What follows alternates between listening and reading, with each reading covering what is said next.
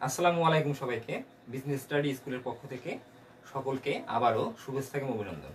আজকে আমরা এসএসসি এবং এইচএসসি দুটি ব্যাচের জন্য স্পেশাল অ্যাকাউন্টিং লাইভ ক্লাস করব। আজকে আমরা আসলে কম্বাইন ক্লাস করব।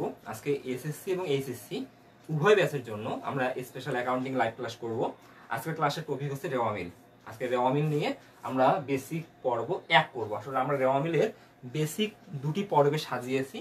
আজকে আমরা বেসিক পর্ব 1 নিয়ে আলোচনা করব, কারণ রেওয়া মিলটি এত বড় অধ্যায়, আমরা এক অধ্যায় আসলে শেষ করতে পারবো না। তাই আমি রেওয়া মিলকে বেসিকের দুটি পার্ট করেছি। আজকে আমরা তার প্রথম পার্ট করব। তাই তোমরা দ্রুত জানাও সাউন্ড এবং বোর্ড ক্লিয়ার কিনা। একটু দ্রুত তোমরা জানাও সাউন্ড এবং বোর্ড ক্লিয়ার কিনা। একটু তোমরা দ্রুত জানাও সাউন্ড এবং বোর্ড ক্লিয়ার কিনা। সবাই দ্রুত জানাও সাউন্ড এবং বোর্ড ক্লিয়ার কিনা। হৃদয় ওয়ালাইকুম সালাম। তোমরা দ্রুত জানাও সাউন্ড এবং বোর্ড ক্লিয়ার কিনা। আমি আবারও বিজনেস স্টাডি স্কুলের পক্ষ থেকে সকলকে শুভেচ্ছা এবং অভিনন্দন। আজকে আমরা এসএসসি এবং এইচএসসি উভয় ব্যাচের স্পেশাল অ্যাকাউন্টিং লাইভ ক্লাস করব। আজকের ক্লাসটি খুবই গুরুত্বপূর্ণ। আসলে আজকে আমরা বেসিক নিয়ে আলোচনা করব। রেওয়া মিল অধ্যায়টা আমাদের খুবই গুরুত্বপূর্ণ। আসলে আমরা যদি রেওয়া মিল অধ্যায়টা A to Z বুঝে করি, আমাদের অ্যাকাউন্টিং এর কিন্তু 80% বেসিক বিষয়গুলো সলভ হয়ে যায়। তাই তোমরা জানাও কে কোথা থেকে জয়েন করছো, তোমরা জানাও কে কোথা থেকে দেখতেছো এবং তোমাদের বন্ধুদের মেনশন করে দাও। আর একটু তোমরা জানাও সব ঠিকঠাক আছে কিনা। জি স্যার ক্লিয়ার, ওকে ধন্যবাদ হৃদয়। তো তোমরা কে কোথা থেকে জয়েন করছো তোমরা দ্রুত জানাও এবং তোমরা তোমাদের বন্ধুদের মেনশন করে দাও। আমি আসলে 2 মিনিট আগে লাইভে চলে এসেছি, তোমরা তোমাদের বন্ধুদের মেনশন করে দাও। আজকে কিন্তু সংখ্যা অনেক বেশি হওয়ার কথা, কারণ আজকে আমরা এসএসসি এবং এইচএসসি দুটি ব্যাচকে একত্রে একটি আমরা ক্লাস করব, স্পেশাল লাইভ ক্লাস। তাই তোমরা তোমাদের বন্ধুদের মেনশন করে দাও এবং তোমরা আজকে বেশি বেশি শেয়ার করো। আজকের শেয়ার যেন সর্বোচ্চ আমি পাই, যে আজকের ক্লাসটি যাতে সর্বোচ্চ শেয়ার হয়, এটি তোমাদের কাছে অনুরোধ। কে কোথা থেকে জয়েন করছো, কে কোথা থেকে লাইভ সেশন ফলো করছো বা দেখছো, তোমরা একটু জানাবে এবং তোমরা তোমাদের বন্ধুদের মেনশন করে দেবে এবং সেই সাথে তোমরা লাইভ ক্লাসটি শেয়ার করে দেবে। আরিশা প্রেজেন্ট স্যার, ওকে ধন্যবাদ। আশিকুর রহমান, হ্যালো। তারপরে হচ্ছে ইমরান গাজীপুর থেকে দেখছো। সাইমা নাজিম, ওয়ালাইকুম সালাম। বর্ষা, ওয়ালাইকুম সালাম। সারা ইসলাম, ওয়ালাইকুম সালাম। আশিকুর ঢাকা থেকে দেখছো। আতিকা কুমিল্লা থেকে দেখছো, ধন্যবাদ তোমাকে। সুবর্ণা কুমিল্লা থেকে দেখছো, ওয়ালাইকুম সালাম। মামুন কুমিল্লা থেকে দেখছো। সারা ইসলাম ঢাকা থেকে দেখছো, ধন্যবাদ। নাজিম চিটাগাং থেকে দেখছো।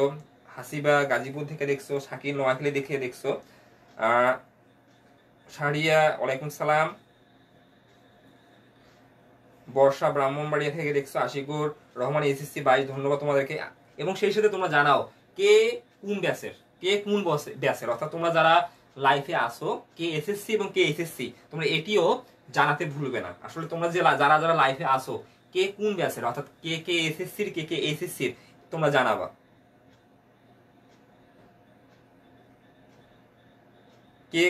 কে আসলে এসএসসি কে এসএসসি তোমরা একটু মেনশন করবে এবং তোমাদের বন্ধুদের মেনশন করে দাও যে আজকের ক্লাসটি শুরু হয়ে গেছে। তাহলে আমি আর কথা বাড়াবো না, আমরা দ্রুত ক্লাসে চলে যাব। আমি আর কথা বাড়াবো না। তা তোমরা তোমাদের বন্ধুদের, যারা তোমাদের ক্লোজ ফ্রেন্ড আছে, তোমরা তাদেরকে মেনশন করতে পারো যে আজকের ক্লাসটি শুরু হয়ে গেছে, কারণ আজকের ক্লাসটি খুবই গুরুত্বপূর্ণ। এসএসসিদের জন্য গুরুত্বপূর্ণ, এসএসসিদের জন্য গুরুত্বপূর্ণ। আসলে আমরা অনেকে রেওয়া মিলকে গুরুত্ব দেই না, মনে করি রেওয়া মিল সহজ অধ্যায়, কিন্তু হিসাব বিজ্ঞানের রেওয়া মিল অধ্যায়টা কিন্তু খুবই গুরুত্বপূর্ণ একটি অধ্যায় বা খুব গুরুত্বপূর্ণ একটি টপিক বা টার্ম। আমরা যদি রেওয়া মিল অধ্যায়টি ভালোভাবে A to Z বুঝে করার চেষ্টা করি, আমাদের অ্যাকাউন্টিং এর 80% বেসিক গুলো ক্লিয়ার হয়ে যাবে। অ্যাকাউন্টিং এর 80% বেসিক গুলো ক্লিয়ার হয়ে যাবে। আর তোমাদের কাছে অনুরোধ, আজকে আমি সর্বোচ্চ শেয়ার চাই।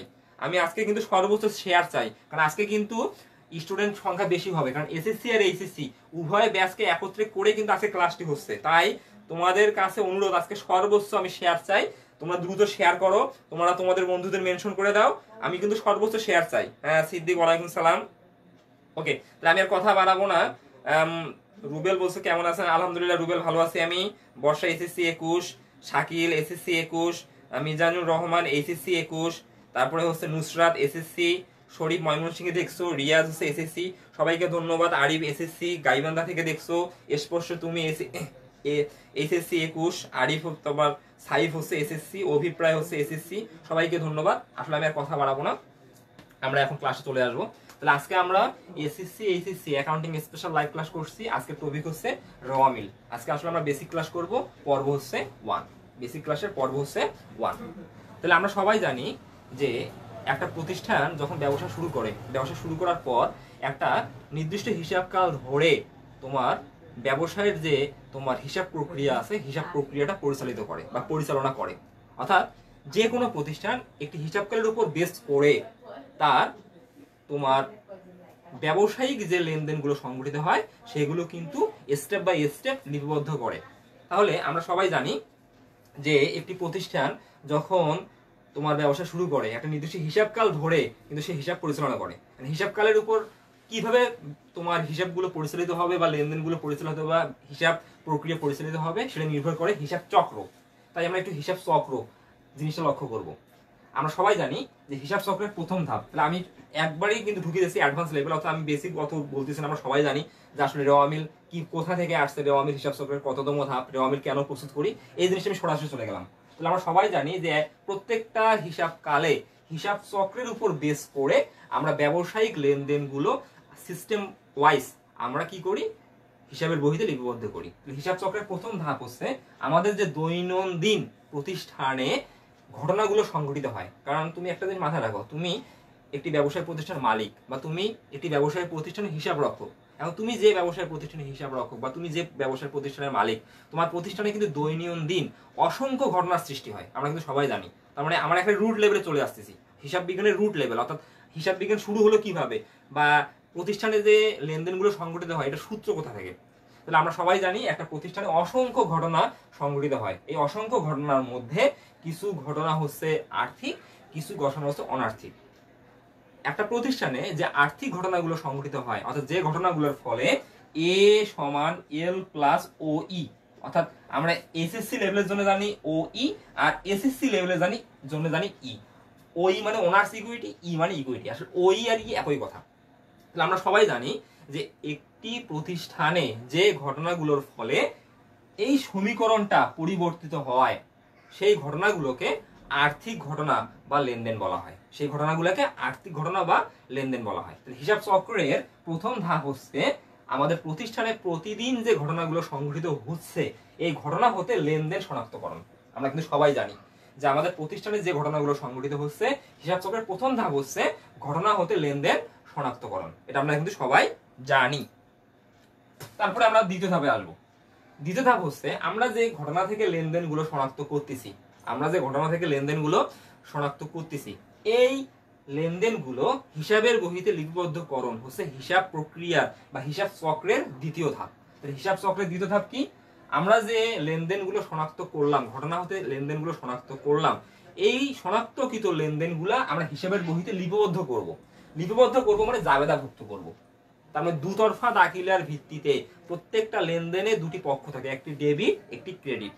এখন আমরা যখন এই ডেবিট ক্রেডিট তারিখের ক্রম অনুসারে হিসাবের বহিতে বা হিসাবের খাতায় লিপিবদ্ধ করি তাকেই বলা হয় লিপিবদ্ধকরণ, অর্থাৎ জাবেদাভুক্তকরণ। এই জাবেদাভুক্তকরণ বা লিপিবদ্ধকরণ হচ্ছে হিসাব চক্রের দ্বিতীয় ধাপ। এটা আমরা সবাই জানি। তারপরে আমরা জানি তৃতীয় ধাপ। হিসাব চক্রের তৃতীয় ধাপ হচ্ছে আমরা জানি প্রত্যেকটা লেনদেনে দুটি পক্ষ থাকে, একটি পক্ষ ডেবিট হয়, একটি পক্ষ ক্রেডিট হয়। এই যে ডেবিট ক্রেডিট পক্ষগুলো আছে এই পক্ষগুলো হচ্ছে প্রত্যেকটা হিসাব। এই হিসাবগুলো আমরা কি করি, শ্রেণী বিন্যাসকরণ করি। অর্থাৎ স্বতন্ত্র যে যতগুলো হিসাব পাই প্রত্যেকটার নামে আমরা একটা শ্রেণী বিন্যাস করি, যে শ্রেণী বিন্যাসকে বলা হয় খতিয়ানভুক্তকরণ। খতিয়ানভুক্তকরণ মানে হচ্ছে আমরা যে প্রত্যেকটা লিপিবদ্ধ করার সময় ডেবিট ক্রেডিট পাইলাম, অর্থাৎ প্রত্যেকটা ডেবিট ক্রেডিটে কিন্তু এক একটি হিসাব জড়িত আছে। এই স্বতন্ত্র যে হিসাবগুলো আছে এই হিসাবগুলোর নামে এক একটি আমাকে শ্রেণী করতে হয়, শ্রেণী বিন্যাস করতে হয়, যে শ্রেণী বিন্যাসকে বলা হয় খতিয়ানভুক্তকরণ। এই খতিয়ান হচ্ছে হিসাবের হচ্ছে আবশ্যিক, অর্থাৎ কম্পালসারি, যেটাকে আমরা বলি আবশ্যিক ধাপ। অর্থাৎ প্রত্যেকটা লেনদেনকে জাবেদা আমি করি বা না করি আমাকে কিন্তু খতিয়ানে পোস্টিং করতেই হবে, এটা বাধ্যতামূলক। তাহলে খতিয়ান মানে হচ্ছে কি শ্রেণীবদ্ধকরণ। খতিয়ান মানে শ্রেণীবদ্ধকরণ। শ্রেণীবদ্ধকরণ মানে কি, আসলে আমরা কি করি প্রত্যেকটা হিসাবের জন্য স্বতন্ত্র করে এক একটা খতিয়ান প্রস্তুত করি। আর খতিয়ান প্রস্তুত করে আমরা কিন্তু হিসাব করার শেষের দিন আমরা জেন নির্ণয় করি। এখন দেখো আমরা প্রথম যে তিনটা ধাপ পাইলাম এই প্রথম তিনটা ধাপ কিন্তু আমি প্রতিদিন করতেছি, এটা মাথায় রাখবা, প্রতিদিন। প্রতিদিন করা হয়, প্রতিদিন করা হয়। তারপরে আমরা এই যে প্রথম ধাপ, দ্বিতীয় ধাপ আর তৃতীয় ধাপ, এগুলো কিন্তু আমরা ডেইলি আমরা আসলে হিসাবে ডেইলি কিন্তু আমি হিসাবের বহিতে এই কাজগুলো করে থাকি। তারপরে আমি প্রতিদিন যে ঘটনাগুলো সংঘটিত হয় এই ঘটনাগুলোর মধ্যে কোনগুলো আর্থিক ঘটনা কোনগুলো অনার্থিক ঘটনা এগুলা আমরা যাচাই বাছাই করি। যাচাই বাছাই করার পর যেগুলো আর্থিক ঘটনা অর্থাৎ লেনদেন সেগুলো প্রতিদিন আমরা জাবেদাভুক্ত করি। আবার আমরা প্রতিদিন কি করি, আমরা জাবেদা করার পর আমরা খতিয়ানে পোস্টিং দেই, এটা প্রতিদিন করি। এই যে আমরা প্রতিদিন হিসাব চক্রের যে 3টা ধাপ করতেছি এই 3টা ধাপকে একত্রে বলা হয় হিসাব রক্ষণ। আসলে আমাদের কিন্তু হিসাব বিজ্ঞানে 2টি তোমার ধাপ, একটা হচ্ছে হিসাব রক্ষণ আর একটা হচ্ছে হিসাব বিজ্ঞান। হিসাব রক্ষণ মানে হচ্ছে আমরা প্রতিদিন যে কার্যগুলো সম্পাদন করি তোমার হিসাব প্রক্রিয়ার মধ্যে, আমরা প্রতিদিন যে কার্যগুলো সম্পাদন করি এগুলোই হচ্ছে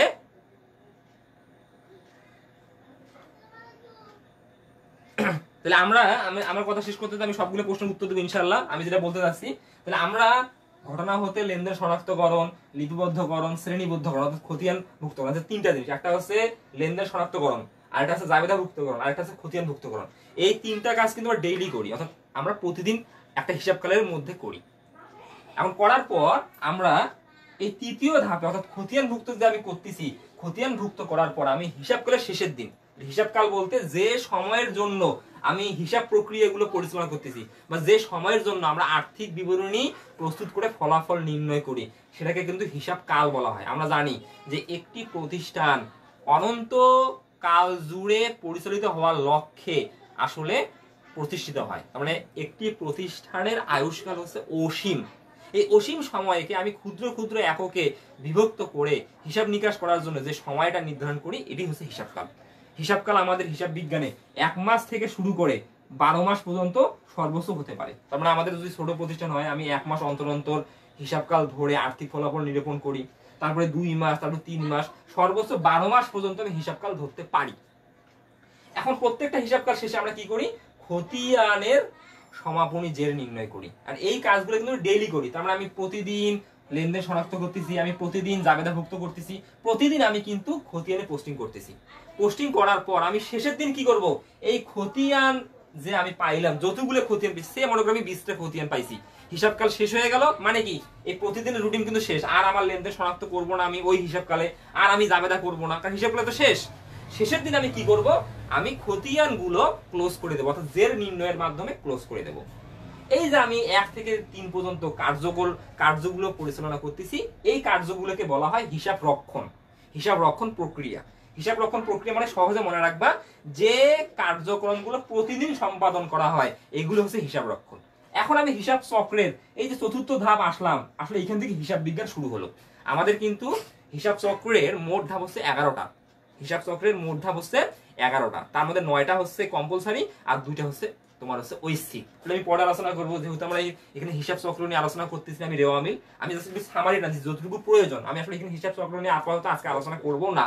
তাহলে এখন আমি 4 নম্বরে যে ধাপে আসলাম হিসাব চক্রের, এই 4 নম্বর ধাপ থেকে কিন্তু আসলে আমার হিসাব বিজ্ঞান প্রক্রিয়ায় আমি ইন করলাম। এখন 4 নম্বর ধাপটা আসলে কি, 4 নম্বর ধাপটা হচ্ছে সংক্ষিপ্তকরণ। বিষয়টা বোঝার চেষ্টা করো। আমি আগে কিন্তু বেসিক বিষয়টা ক্লিয়ার করতেছি, রেওয়ামিল আমরা কেন করব ওই জায়গায় কিন্তু আমি আসতেছি।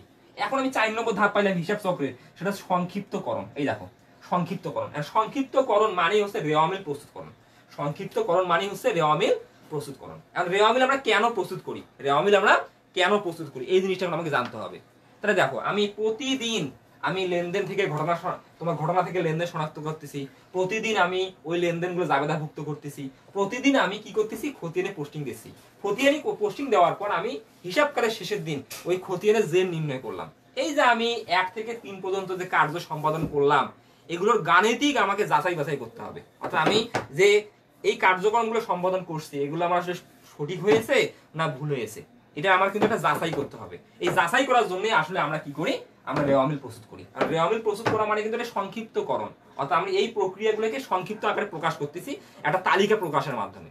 এখন রেওয়ামিল প্রস্তুত করার মূল উদ্দেশ্য হচ্ছে এই 3টা ধাপের গাণিতিক শুদ্ধতা যাচাই করা, এই 3টা ধাপের গাণিতিক শুদ্ধতা যাচাই করা। তাহলে তোমরা জানাবা একটু যে এই পর্যন্ত বিষয়গুলো ক্লিয়ার কিনা, তোমরা একটু জানাও এই পর্যন্ত বিষয়গুলো ক্লিয়ার কিনা, তোমরা একটু জানাও এই বিষয়গুলো ক্লিয়ার কিনা, আমি যেগুলো আলোচনা করলাম এগুলো ক্লিয়ার কিনা তোমরা একটু জানাবে। এই জিনিসগুলো ক্লিয়ার কিনা একটু তোমরা জানাবে, আমি যেগুলো আলোচনা করলাম এই জিনিসগুলো ক্লিয়ার কিনা তোমরা একটু দ্রুত জানাও, ক্লিয়ার কিনা। হ্যাঁ সিদ্দিক বলছে জি স্যার ক্লিয়ার, তারপরে রোহান বলছে clear, Mizanur Rahman clear sir. আজকে কিন্তু সবারই কিন্তু 100% কমিউনিকেশন আমি চাচ্ছি, কারণ আজকে খুব গুরুত্বপূর্ণ আমরা আসলে অধ্যায় করব। সিদ্দিক বলছে স্যার একটা টিপস চাই, যে দফাগুলো রেওয়া মিলে আসবে না এসব দফার একটি তালিকা আছে। ইনশাল্লাহ আমি আমার আজকে ক্লাস সব আছে, তোমরা কোনো টেনশন করার কারণ নাই, সব কিছু আমার আজকে ক্লাসে আছে। তাহলে ওকে আমরা সবাই ক্লিয়ার। তাহলে আমরা দেখো আমি আবারও বলতেছি, তাহলে আমরা হিসাব চক্রের চতুর্থ ধাপ হিসাবে আমরা রেওয়া মিল প্রস্তুত করব। রেওয়া মিল কেন প্রস্তুত করব? হিসাবের গাণিতিক শুদ্ধতা যাচাই করার জন্য। তার মানে আমি প্রথম থেকে তৃতীয় ধাপ পর্যন্ত ডেইলি অর্থাৎ প্রতিদিন যে কার্যগুলো সম্পাদন করলাম এই কার্যক্রমগুলো আমার সঠিক কিনা এটি যাচাই বাছাই করার জন্য আমি রেওয়া মিল প্রস্তুত করব। আর রেওয়া মিল মানে হচ্ছে সংক্ষিপ্তকরণ, এগুলো কিন্তু আমার নৈবিত থেকে আসবে যে সংক্ষিপ্তকরণ কি কি দ্বারা সংক্ষিপ্তকরণ বোঝায়, অর্থাৎ রেওয়া মিল প্রস্তুত দ্বারা কিন্তু সংক্ষিপ্তকরণ বোঝায়। খতিয়ান কি বোঝায়? শ্রেণী বিন্যাসকরণ বা শ্রেণীবদ্ধকরণ। জাবেদা কি বোঝায়? লিপিবদ্ধকরণ। এই জিনিসগুলো তোমার লাগবে। তাহলে ওকে আমরা এগুলো ক্লিয়ার, আমরা এগুলো কিন্তু এগুলা ক্লিয়ার, কোনো সমস্যা নেই। তাহলে এখন আমরা চলে আসলাম রেওয়া মিলে। তার মানে আজকে আমরা টপিকে চলে আসলাম, রেওয়া মিল টপিকে। আমরা এই সেই রেওয়া মিল নিয়ে আলোচনা করব। তাহলে আমরা রেওয়া মিল পেয়ে গেলাম যে হিসাবের গাণিতিক শুদ্ধতা যাচাই করার জন্য আসলে রেওয়া মিল প্রস্তুত করতে হয়। রেওয়া মিল প্রস্তুত করা মানে আসলে সংক্ষিপ্ত করা। রেওয়া মিল একটি তালিকা, আসলে রেওয়া মিল শুধুমাত্র একটি তালিকা। তাহলে আমরা চলে আসি একটু, আমি দেখো এই কিছু নোট লিখছি, এগুলো তোমার সাথে শেয়ার করি। এই দেখো রেওয়া মিল হিসাবের গাণিতিক শুদ্ধতা যাচাই করার জন্য প্রত্যেকটি হিসাব কালে সমাপনী খতিয়ানের জের দ্বারা, দেখো আমি কি লিখছি, রেওয়া মিল হিসাব কালে হিসাবের গাণিতিক শুদ্ধতা যাচাই করার জন্য প্রত্যেকটি হিসাব কালে সমাপনী খতিয়ানের জের দ্বারা রেওয়া মিল প্রস্তুত করা হয়। এটা ওকে। রেওয়া মিল হলো সকল খতিয়ানের ডেবিট ও ক্রেডিট পক্ষের বা উদ্বৃত্তের একটি তালিকা মাত্র। অর্থাৎ রেওয়া মিল কিন্তু কোনো হিসাবের অংশ না, রেওয়া মিল একটা তালিকা। কার তালিকা? সেটা হচ্ছে খতিয়ানের ডেবিট ক্রেডিট জেরের তালিকা। দেখো আমি কি লিখছি, রেওয়া মিল হলো সকল খতিয়ানের ডেবিট ও ক্রেডিট পক্ষের বা উদ্বৃত্তের একটি তালিকা মাত্র। এটি হিসাবের কোনো অপরিহার্য অংশ নয়। আসলে এটি কিন্তু হিসাবের অপরিহার্য অংশ নয়। ওকে, আমার রেওয়া মিল এতটুকু। এখন আসো তুমি দেখো কি লিখছি আমি। রেওয়া মিল প্রস্তুত করা হয় হিসাবকালের শেষের দিন। এটি কিন্তু খুবই গুরুত্বপূর্ণ যে রেওয়া মিল আসলে কখন প্রস্তুত করা হয়। রেওয়া মিল কখন করা হয়? তাহলে দেখো রেওয়া মিল প্রস্তুত করা হয় হিসাবকালের শেষের দিন। রেওয়া মিল আমি প্রস্তুত করি কখন? প্রত্যেকটা হিসাবকালের শেষের দিন। রেওয়া মিল প্রস্তুত করি আমরা প্রত্যেকটা হিসাবকালের শেষের দিন। তারপরে কি বলা আছে দেখো, রেওয়া মিল প্রস্তুত করা হয় একটি হিসাবকালের খতিয়ানের সমাপনী উদ্বৃত্ত বা জের দ্বারা। এটি কিন্তু খুবই ইম্পর্টেন্ট। তাহলে আমি যে রেওয়া মিল প্রস্তুত করি, রেওয়া মিল মানে হিসাবের তালিকা, এই হিসাবের তালিকাগুলোর জন্য আমি উদ্বৃত্ত বা জের গুলো কোথা থেকে আনি? আমি কিন্তু আনি খতিয়ানের জের হতে, খতিয়ানের জের হতে, খতিয়ানের সমাপনী জের হতে। এই জিনিসটা কিন্তু খুবই ইম্পর্টেন্ট। আসলে আমরা অনেকে কিন্তু বুঝার চেষ্টা করি না যে রেওয়া মিলে কোন দফাগুলো লিপিবদ্ধ হয়, কোন দফাগুলো লিপিবদ্ধ হয় না। আসলে এটির উপর কিন্তু নির্ভর করে। তাহলে বিষয়টা লক্ষ্য করো, খতিয়ানের সমাপনী জের দ্বারা আসলে রেওয়া মিল প্রস্তুত করা হয়। এটা কিন্তু খুবই গুরুত্বপূর্ণ। তো রেওয়া মিল প্রস্তুত করা হয় কখন? হিসাবকালের প্রত্যেকটা হিসাবকালের শেষের দিন। রেওয়া মিল প্রস্তুত করা হয় কি দ্বারা? প্রত্যেকটা হিসাবকালের সমাপনী খতিয়ানের জের দ্বারা। প্রত্যেকটা হিসাবকালের সমাপনী খতিয়ানের জের দ্বারা। এই দুটি খুবই ইম্পর্টেন্ট। ওকে, তারপরে আমরা চলে আসব। দেখো একটি হিসাবকালে মোট 3 বার রেওয়া মিল প্রস্তুত করা হয়। তার মানে একটি হিসাবকালে সর্বমোট 3 বার রেওয়া মিল প্রস্তুত করা হয়। এই 3 বার হচ্ছে কম্পালসারি, তার মানে হিসাব চক্রের ধাপের মধ্যেই আছে। দেখো আমি আবারও বলতেছি, একটি হিসাবকালে মোট 3 বার রেওয়া মিল প্রস্তুত করা হয়। তার মানে আমাদের যে হিসাবকালের মোট যে হিসাব চক্রের ধাপ 11টা, তার মধ্যে কম্পালসারি ধাপ 3 বার আছে তোমার রেওয়া মিল। সে ধাপগুলো কি দেখো, প্রথম যে অসমন্বিত রেওয়া মিল। এই অসমন্বিত রেওয়া মিল মানে খতিয়ান পরবর্তী রেওয়া মিল। অর্থাৎ খতিয়ান প্রস্তুত করার পর আমি গাণিতিক শুদ্ধতা যাচাই করার জন্য যে রেওয়া মিল প্রস্তুত করি এটিকে বলতেছি আমি অসমন্বিত রেওয়া মিল। দেখো আমি লিখছি ড্যাশ দিয়ে, হিসাব চক্রের চতুর্থ ধাপে। এটি প্রস্তুত করা হয় হিসাব চক্রের চতুর্থ ধাপে। তারপরে আবার রেওয়া মিল যেটা প্রস্তুত করা হয় সমন্বিত রেওয়া মিল। হিসাবকালের ষষ্ঠ ধাপে এটি প্রস্তুত করা হয়। তাহলে আমি সমন্বিত রেওয়া মিল কখন প্রস্তুত করি? হিসাব চক্রের ষষ্ঠ ধাপে। তারপরে আমি সর্বশেষ রেওয়া মিল প্রস্তুত করি সমাপনী পরবর্তী রেওয়া মিল, হিসাব চক্রের নবম ধাপে। এই যে মোট আমরা কিন্তু 3 বার রেওয়া মিল প্রস্তুত করি। দেখো লক্ষ্য করো, প্রথমে অসমন্বিত রেওয়া মিল, তার মানে আমি এটা হিসাব চক্রের চতুর্থ ধাপে প্রস্তুত করি। তারপরে সমন্বিত রেওয়া মিল, এটি হিসাব চক্রের ষষ্ঠ ধাপে আমি প্রস্তুত করি। আর 3 সমাপনী পর্বিত রেওয়ামিল, এটি আমি হিসাব চক্রের 9ম ধাপে প্রস্তুত করি। তাহলে এটাও কিন্তু এমসিকিউ এর জন্য খুব গুরুত্বপূর্ণ যে একটি হিসাব কালে মোট কতবার রেওয়ামিল প্রস্তুত করা হয়। তুমি এখানে যে জিনিসগুলো নোট করে রাখবা, যে জিনিসগুলো তোমরা নোট করে রাখবা, এই জিনিসটা তোমার যুক্ত নোট করে রাখবা। সেই জিনিসটা হচ্ছে কি, প্রথমত রেওয়ামিল কখন প্রস্তুত করা হয়। রেওয়ামিল প্রস্তুত করা হয় প্রত্যেক হিসাবকালের শেষের দিন। রেওয়ামিল কি জের দ্বারা প্রস্তুত করা হয়? রেওয়ামিল প্রত্যেকটা হিসাবকালের সমাপনী খতিয়ানের জের দ্বারা। রেওয়ামিল প্রত্যেকটা হিসাবকালের সমাপনী খতিয়ানের জের দ্বারা। খুব গুরুত্বপূর্ণ কিন্তু এগুলো প্রশ্ন। একটি হিসাবকালে মোট কতবার রেওয়ামিল প্রস্তুত করা হয়? একটি হিসাবকালে মোট 3 বার রেওয়ামিল প্রস্তুত করা হয়। এগুলো কিন্তু নৈর্ব্যক্তিকের জন্য লাগবে, খুব গুরুত্বপূর্ণ। ওকে, এখন আমি চলে আসবো রেওয়ামিল প্রস্তুতের নিয়ম। এই আমরা এখন ইম্পর্টেন্ট, তোমরা অনেকে প্রশ্ন করছো, যেমন একজন তোমরা জানিয়েছো যে আসলে সরাসরি অঙ্কে গেলে ভালো হয়। আসলে আজকের ক্লাসটি কিন্তু সরাসরি অঙ্কে যাওয়ার জন্য, বিশেষ করে নৈর্ব্যক্তিকের জন্য খুব গুরুত্বপূর্ণ। সিদ্দিক বলছো স্যার সামনে পরীক্ষা ডাইরেক্ট অঙ্ক করেন। আসলে আমি ডাইরেক্ট অঙ্ক করতে গেলে কিন্তু আমার বেসিক বিষয়গুলো লাগবে। এই বেসিক বিষয়গুলো না জানলে তুমি কিন্তু নৈর্ব্যক্তিক গুলো পাবা না। তুমি আজকের ক্লাসটা করো, তোমার ইনশাআল্লাহ নৈর্ব্যক্তিক অনেক ডেভেলপ হয়ে যাবে, কোনো সমস্যা নেই। তারপরে রিপন আহমেদ জয়, প্রতিদিনের মতো আজও যুক্ত হয়ে গেলাম, ধন্যবাদ তোমাকে রিপন যুক্ত হওয়ার জন্য। তাহলে এখন চলে আসো রেওয়ামিল প্রস্তুতের নিয়ম। দেখো রেওয়ামিল প্রস্তুতের নিয়ম, যে রেওয়ামিল আমি কিভাবে প্রস্তুত করব। রেওয়ামিল প্রস্তুত করা হয় খতিয়ানের উদ্বৃত্তের ভিত্তিতে। তাহলে আমরা সবাই জানি যে রেওয়ামিল প্রস্তুত করা হয় খতিয়ানের সমাপনী জের দ্বারা। তাহলে রেওয়ামিল প্রস্তুত করা হয় খতিয়ানের উদ্বৃত্তের ভিত্তিতে।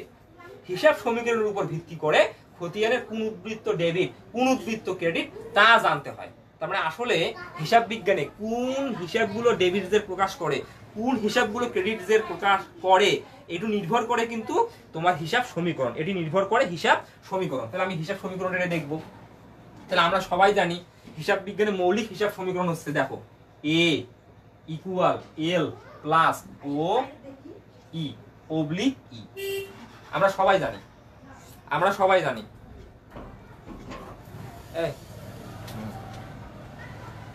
তাহলে আমরা সবাই জানি যে একটি প্রতিষ্ঠানের মৌলিক হিসাব সমীকরণ হচ্ছে এ সমান এল প্লাস ওই বা ই। তার মানে ওই আমরা ব্যবহার করি এসএসসি লেভেলের জন্য, ই আমরা ব্যবহার করি এসএসসি লেভেলের জন্য। তাহলে আমি খুব সহজে আসলে কোন জের গুলো ডেবিট, কোন জের গুলো ক্রেডিট, এই জিনিসটা তোমাদের আমি মাথায় ঢুকিয়ে দেবো, ব্রেনটা ঢুকিয়ে দেবো। তাহলে আমরা সবাই কিন্তু এই মৌলিক সমীকরণটা জানি। এটা কিন্তু হিসাব বিজ্ঞানের হিসাবের মৌলিক সমীকরণ, মৌলিক হিসাব সমীকরণ। তাহলে মৌলিক হিসাব সমীকরণ কি? এ সমান এল প্লাস ই। ক্লিয়ার একবারে? আর এটাকে যদি আমি বর্ধিত করি, বর্ধিত হিসাব সমীকরণটা কি? তাহলে আমি লিখতে পারি অর, দেখো অর এ ইকুয়াল এল, অর্থাৎ এ আর এল চেঞ্জ হয় না, প্লাস আমি দিতে পারি এখানে তোমার ফার্স্ট ব্র্যাকেট দিয়ে আমি লিখতে পারি এখানে সি প্লাস আর, দেখো মাইনাস ই, মাইনাস আমি দিব না, আগে একটু চেঞ্জ করে দিই। আমি প্রথমে সি দিলাম, আমি তারপরে দিব আমি একটু তোমার এডিশনাল ক্যাপিটাল এ সি, তারপরে দেবো plus R minus E minus D. দেখো তাহলে আমি এটা কিন্তু বর্ধিত রূপ লিখতেছি। তাহলে আমি অর যদি দেই, আমি এখন ব্র্যাকেটটা যদি ভেঙে দেই, A equal L plus C plus A C plus R minus E minus D. আমি যখন ব্র্যাকেটটা ভেঙে দেবো, আমার বর্ধিত রূপ কিন্তু এমন হবে। আর আমরা পক্ষান্তর করব, অর্থাৎ যেগুলো মাইনাস আছে সেগুলো যদি আমি বাম পাশে আনি, তাহলে আমার রূপ দাঁড়াবে কি? দেখো অতএব এ, ওইখানে মাইনাস ই আছে তাহলে প্লাস ই, এখানে মাইনাস ডি আছে প্লাস ডি, ইকুয়াল এল আছে, সি আছে, প্লাস এ সি আছে, প্লাস আর আছে। মূল বিষয়টা লক্ষ্য করো। তাহলে আমরা মূল যে বিষয়টা পাইলাম যে আমার হিসাব সমীকরণের যে বর্ধিত রূপ আছে, বর্ধিত রূপের বাম পাশে পাইলাম তিনটা, আর ডান পাশে পাইলাম 4টা। দেখো আমরা বাম পাশে পাইলাম 3টা আর ডান পাশে পাইলাম 4টা। এখন আমরা হিসাব বিজ্ঞানে, আধুনিক হিসাব বিজ্ঞান অনুযায়ী জানি যে বাম পক্ষ মানে ডেবিট। তার মানে এই বাম পক্ষে যে জিনিসগুলো আছে এগুলো হচ্ছে ডেবিট, আর ডান পাশে যে জিনিসগুলো আছে এগুলো হচ্ছে ক্রেডিট। আমরা হিসাব বিজ্ঞানে জানি বাম পক্ষ মানে ডেবিট, ডান পক্ষ মানে ক্রেডিট। তার মানে হিসাব বিজ্ঞান মানে কিন্তু সবকিছু এই মৌলিক হিসাব সমীকরণের উপর ভিত্তি করে পরিচালিত হয়। তাহলে মৌলিক হিসাব সমীকরণটাকে আমি যদি বর্ধিত করি, বর্ধিত করলে আমি বাম পক্ষে পাই 3টা আর ডান পক্ষে পাই 4টা। এখন বাম পক্ষে তিনটা কি আছে, একটা এ, এ মানে কি আমি এখন এটা লিখবো। এ মানে হচ্ছে দেখো আমি লিখতে পারি বাংলায় সংক্ষিপ্ত পুরা, এ মানে সম্পদ, এ মানে লিখতে পারি সম্পদ। ই মানে লিখতে পারি আমি ব্যয়, কারণ ই মানে এক্সপেন্স, এক্সপেন্সের বাংলা ব্যয়। ডি মানে ড্রয়িং মানে উত্তোলন, আমি এগুলা বাংলায় লিখতেছি উত্তোলন। ইকুয়াল, তাহলে আমার দেখো সম্পদ ব্যয় উত্তোলন এটা ডান পাশে আছে, বাম পাশে আছে, তাই ডেবিটস এর প্রকাশ করে। তাহলে আমি যখন রেওয়ামিল প্রস্তুত করব, রেওয়ামিল প্রস্তুত করার সময় যে কোনো সম্পদ আমি ডেবিট লিখব, যে কোনো ব্যয় আমি ডেবিট করব, উত্তোলন আমি ডেবিট করব। কেন ডেবিট করব? কারণ হিসাব সমীকরণের উপর বেস করে বা ভিত্তি করে। এখন আসো তোমার ক্রেডিট কি কি হবে, কারণ এখানে আমি স্পষ্ট বলছি যে হিসাব সমীকরণের উপর ভিত্তি করে খতিয়ানের কোন উদ্বৃত্ত ডেবিট এবং কোন উদ্বৃত্ত ক্রেডিট তা জানতে হয়। তারপরে যেগুলো ডেবিট সেগুলো রেওয়ামিলে ডেবিট দিকে লিখবো, যেগুলো ক্রেডিট রেওয়ামিলে ক্রেডিট দিকে লিখবো। তাহলে আমি ডেবিট করবো কয়টা? তিনটা, সম্পদ ব্যয় উত্তোলন। এখন ক্রেডিট করবো কি, দেখো এল, এল মানে কি লাইবিলিটিস মানে দায়, দায়। সি মানে কি ক্যাপিটাল মানে মূলধন, ক্যাপিটাল মানে মূলধন। যোগ এসি, এটা এসি, এসি মানে এডিশনাল ক্যাপিটাল, এসি মানে এডিশনাল ক্যাপিটাল মানে অতিরিক্ত মূলধন, অতিরিক্ত মূলধন, অতিরিক্ত মূলধন। তারপরে আমার আছে আর, আর মানে কি রেভিনিউ মানে আয়, রেভিনিউ মানে আয়। তাহলে দেখো আমি পাইলাম সম্পদ ব্যয় উত্তোলন, এই তিনটা আমি রেওয়ামিল করার সময় ডেবিট পাশে লিখবো। আবার দায় মূলধন অতিরিক্ত মূলধন আয় এগুলো কিন্তু ডান পাশে আছে, ডান পাশে মানে ক্রেডিট। তাহলে আমি যখন রেওয়ামিল প্রস্তুত করব এগুলো আমি ক্রেডিট করব। ওকে, তাহলে আমরা হিসাব সমীকরণের উপর বেস করে আমি কিন্তু রেওয়ামিল প্রস্তুত করব। এখন এখানে আবার একটু বিষয় আছে, প্রত্যেকটার আবার বিপরীত প্রক্রিয়া আছে। তারপরে সম্পদ, এই দেখো সম্পদ, এই সম্পদের আবার বিপরীত প্রক্রিয়া আছে, মানে বিপরীত সম্পদ আছে। সম্পদ কি, সম্পদ দেখো এখন আমি বিপরীত প্রক্রিয়াগুলো আলোচনা করতেছি। সম্পদ মানে আমরা সবাই জানি, আমি একটু মিশিয়ে দিচ্ছি। সম্পদ মানে আমি জানি ডেবিট, দেখো সম্পদ, সম্পদ, সম্পদ মানে আমি কি জানলাম? Debit, debit. এখন সম্পদের আবার বিপরীত আছে, সেটা বিপরীত সম্পদ বলে, অর্থাৎ প্রত্যেকটারে আবার অপোজিট সাইড আছে, বিপরীত, বিপরীত তোমার সম্পদ আছে। এখন এটা আমি এইটা দিয়ে বুঝাচ্ছি। এখন বিপরীত বলতে সম্পদ যেটা যে প্রকাশ করবে ওটা যদি বিপরীত কোনো কিছু হয় তাহলে তার বিপরীত যে প্রকাশ করবে। তাহলে সম্পদ যেহেতু ডেবিট তাই বিপরীত সম্পদ হবে ক্রেডিট। ঠিক তেমনি ভাবে ব্যয়েরও আবার বিপরীত আছে, ব্যয় সাধারণ ব্যয় ডেবিট, বিপরীত ব্যয় বা ব্যয় প্রতি হিসাব ওটাকে বিপরীত বলা হয় বা প্রতি বলা হয়, প্রতি, এটা মাথায় রাখবা। তাহলে সম্পদ যেহেতু ডেবিট বিপরীত সম্পদ ক্রেডিট, ব্যয় যেহেতু ডেবিট বিপরীত ব্যয় ক্রেডিট। তারপরে আসো তোমার দায়, দায় মানে ক্রেডিট, বিপরীত দায় ডেবিট। তারপরে আসো আয়, আয় মানে ক্রেডিট, বিপরীত আয় ডেবিট। তাহলে এখন আমরা জানবো হিসাব বিজ্ঞানে কি কি আমার বিপরীত সম্পদ আছে, হিসাব বিজ্ঞানে কি কি আমার তোমার বিপরীত ব্যয় আছে, হিসাব বিজ্ঞানে কি কি আমার বিপরীত দায় আছে, হিসাব বিজ্ঞানে আমার কি কি বিপরীত আয় আছে। তাহলে তোমরা একটু জানাবে এই পর্যন্ত ক্লিয়ার কিনা, আমি যতটুকু বুঝালাম এই পর্যন্ত তোমাদের ক্লিয়ার কিনা, একটু তোমরা দ্রুত জানাবে। তোমরা দ্রুত জানাও এই পর্যন্ত ক্লিয়ার কিনা, তোমরা একটু দ্রুত জানাও এই পর্যন্ত ক্লিয়ার কিনা। আমি যতটুকু বুঝালাম যে আসলে আমি যখন খতিয়ান প্রস্তুত করব আমরা হিসাব সমীকরণের উপর বেস করে আমি ডেবিট ক্রেডিট নির্ণয় করব। তাহলে আমার এখানে ডেবিট ক্রেডিট নির্ণয়ের ক্ষেত্রে কি পাইলাম? আমি দেখো আমি মোট যদি চার্ট করি আমি এখানে পেয়েছি 60টা পাইলাম। বিপরীত সম্পদ 8, বিপরীত ব্যয় 9, বিপরীত আয় দায় 10, বিপরীত আয় 11। তাহলে আমি পাইলাম আরো 4টা এক্সট্রা। তোমরা দ্রুত জানাও যে আমি যতটুকু বুঝলাম এই পর্যন্ত ক্লিয়ার কিনা, তোমরা দ্রুত জানাও এই পর্যন্ত ক্লিয়ার কিনা, একটু সবাই দ্রুত জানাও। তাহলে বিপরীত বিষয়গুলো কিন্তু খুব গুরুত্বপূর্ণ, সবাই দ্রুত জানাও ক্লিয়ার কিনা, আমি যতটুকু বুঝালাম ক্লিয়ার কিনা, একটু দ্রুত সবাই জানাও, সবাই দ্রুত জানাও ক্লিয়ার কিনা, সবাই দ্রুত জানাও। এখন আমরা চলে আসব যে এই যে বিপরীতের বিষয়গুলা, তো সবাই একটু দ্রুত জানাও ক্লিয়ার কিনা, একটু দ্রুত জানাবে ক্লিয়ার কিনা, একটু সবাই দ্রুত জানাবে ক্লিয়ার কিনা, সবাই একটু দ্রুত জানাবে ক্লিয়ার কিনা,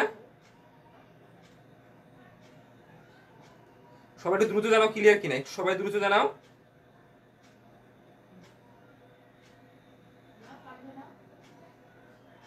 ওকে ক্লিয়ার, হ্যাঁ শরীফ বলছে জি স্যার ক্লিয়ার, তারপরে শাইনি বলছে ক্লিয়ার, রিয়াজ বলছো ক্লিয়ার, ওকে ধন্যবাদ তোমাদেরকে। তারপরে শাকিল বলছো জি স্যার ক্লিয়ার, ওকে ধন্যবাদ, সবাইকে ধন্যবাদ, সবাইকে ধন্যবাদ, সবাইকে ধন্যবাদ বুঝার জন্য।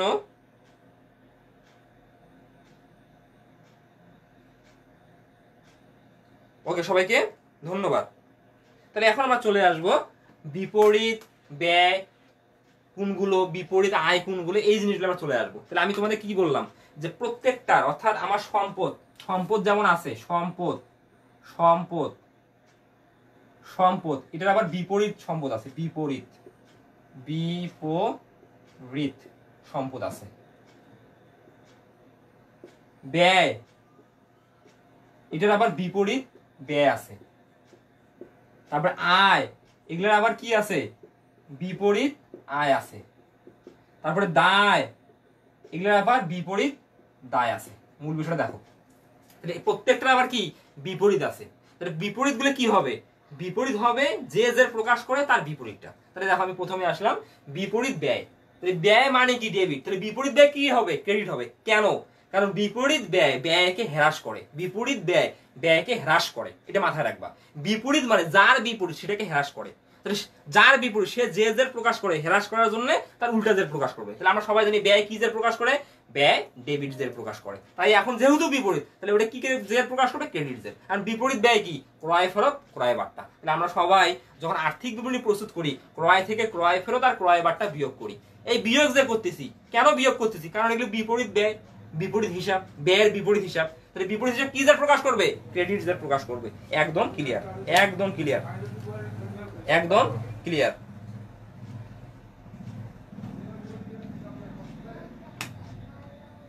ওকে, তারপরে আসো তুমি বিপরীত আয়। এই দেখো এবার বিপরীত আয়, তাহলে আয় কি জের প্রকাশ করে, আমরা সবাই জানি আয় ক্রেডিট জের প্রকাশ করে, আয় ক্রেডিট জের প্রকাশ করে। তাহলে বিপরীত আয় মানে আয় হ্রাস করবে, বিপরীত আয় মানে আয় হ্রাস করবে। তাহলে বিপরীত আয় যেহেতু আয় হ্রাস করবে, আয়ের বিপরীত ডেবিট। অর্থাৎ মাথায় রাখবা, ডেবিটের বিপরীত ক্রেডিট, আর ক্রেডিটের বিপরীত ডেবিট। মূল থিমটা কিন্তু এইটা, ডেবিটের বিপরীত ক্রেডিট, ক্রেডিটের বিপরীত ডেবিট। একদম সিম্পল। তাহলে বিপরীত আয়, তাহলে বিপরীত আয়, আয় মানেই ক্রেডিট, তাহলে বিপরীত আয়, তাহলে ক্রেডিট যদি হয় বিপরীত মানে ডেবিট, অর্থাৎ কমাবে বা হ্রাস করবে। আর বিপরীত আয় কি, আমাদের বিপরীত আছে আয় দুইটা, আমরা রমেল গ্রসে পাবো, একটা বিক্রয় ফেরত, একটা বিক্রয় বার্তা। তুমি মাথায় আনবা, আমি আর্থিক বিবরণীতে কি করি, তাহলে বিক্রয় থেকে বিক্রয় ফেরত বিয়োগ করি, বিক্রয় বার্তা বিয়োগ করি। এই বিয়োগ করি কেন বিয়োগ করি, কারণ বিপরীত। তাহলে এটা কি জের প্রকাশ করবে, ডেবিট জের প্রকাশ করবে। এগুলো কিন্তু আমার নৈবিত্তিকেও লাগবে, এগুলো আমাদের কিন্তু নৈবিত্তিকে লাগবে। তাহলে ক্লিয়ার কিনা একটু তোমরা জানাবা, ক্লিয়ার হচ্ছে কিনা। আসলে আমি একটু তাড়াতাড়ি করতেছি কেন, আসলে এগুলো সবার করা আছে।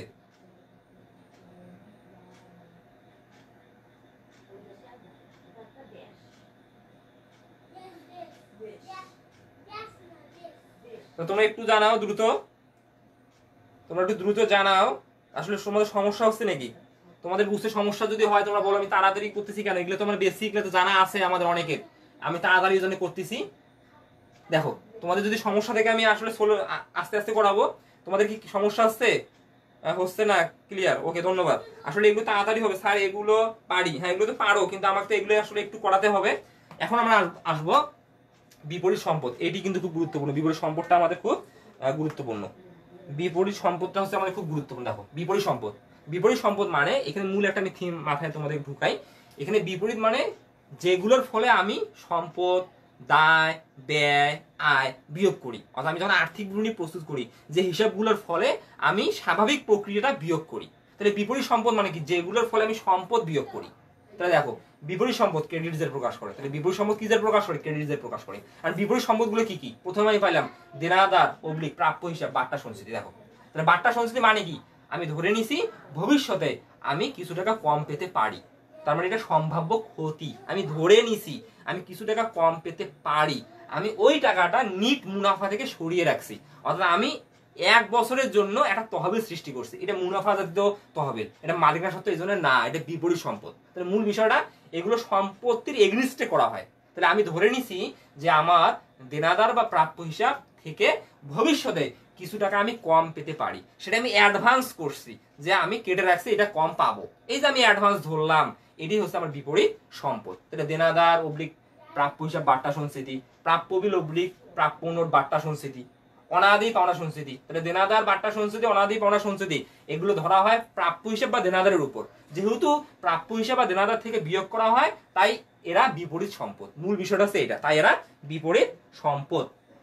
এখন আসলে 4 সর্বশেষ পুঞ্জীবিত অবস্থায় অবচয় সঞ্চিতি, তারপর অবচয় ক্ষতিপূরণ তহবিল, জমাকৃত অবস্থায়, এগুলোর অনেকগুলো নাম হয়। দেখো পুঞ্জীবিত অবস্থায় অবলিক অবচয় সঞ্চিতি, অবলিক অবচয় ক্ষতিপূরণ তহবিল, দেখো অবলিক জমাকৃত অবস্থায়। তাহলে এগুলো কি? এগুলো সবগুলো হচ্ছে আমাদের আসলে পুঞ্জীবিত অবস্থায় বা অবচয় সঞ্চিতি। এগুলো আমি কার জন্য সৃষ্টি করি?